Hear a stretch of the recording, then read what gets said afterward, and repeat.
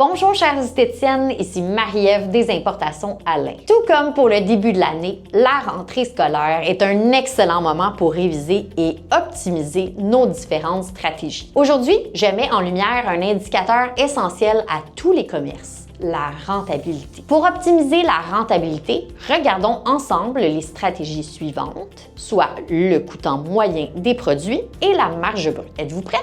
Juste avant, je veux vous rappeler de vous abonner, d'activer la cloche pour être au courant dès que les capsules sont en ligne. N'oubliez pas, stratégie numéro 5, le coûtant moyen des produits. Je commencerai ici directement par le calcul. Coût des produits utilisés pour les soins divisé par le chiffre d'affaires de tous les soins en cabine fois 100. Pour avoir un institut rentable, il faut calculer le prix des soins judicieusement, mais surtout ne pas oublier de les augmenter chaque année. Voici quelques barèmes que vous pouvez garder en tête. Les soins du visage, le coûtant moyen devrait être d'environ 8 à 12 %. Du côté des soins corps, le coûtant moyen, ça devrait être d'environ 5 à 8 %. Un coûtant moyen trop bas donne généralement des résultats de moins bonne qualité. Il n'est pas vraiment conseillé d'opter pour cette vision qui ne fidélisera pas votre clientèle à long terme. Et la fidélisation, c'est primordial pour un salon d'esthétique. De l'autre côté du spectre,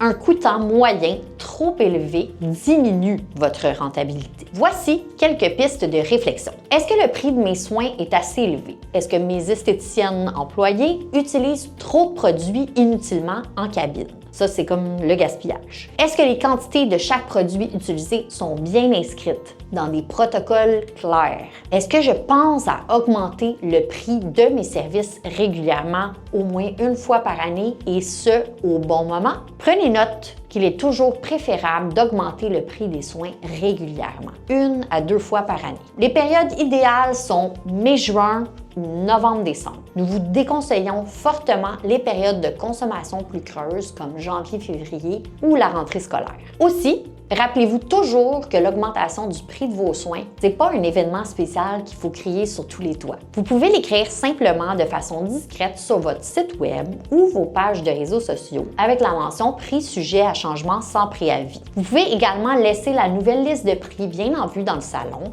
avec un beau look rafraîchi et une carte de soins optimisée pour donner l'impression de renouveau. Stratégie numéro 6, la marge brute. Avoir un bon chiffre d'affaires, ça ne signifie pas nécessairement d'être rentable. Il est important de bien discerner les deux éléments. Et pour ce faire, rien de mieux que le calcul de la marge brute. Chiffre d'affaires moins le coût des marchandises vendues divisé par le chiffre d'affaires fois 100. Ici, les objectifs à atteindre sont les suivants. Soins en cabine, 70 à 75 %, revente de produits, 40 à 50 %. La marge brute nous indique ce qu'il nous reste après avoir payé tous les produits, cabine et revente. Si la marge brute globale descend sous la barre des 60 %, il est définitivement important de réviser votre stratégie et ce, le plus rapidement possible. Voici quelques pistes de réflexion.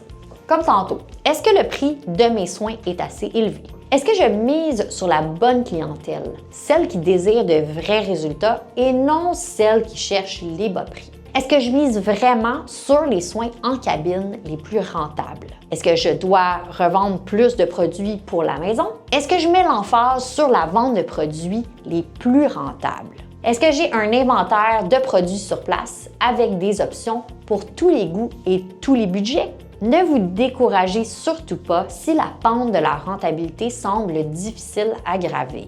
Il vaut mieux améliorer une étape à la fois. D'ailleurs, un petit truc intéressant pour commencer.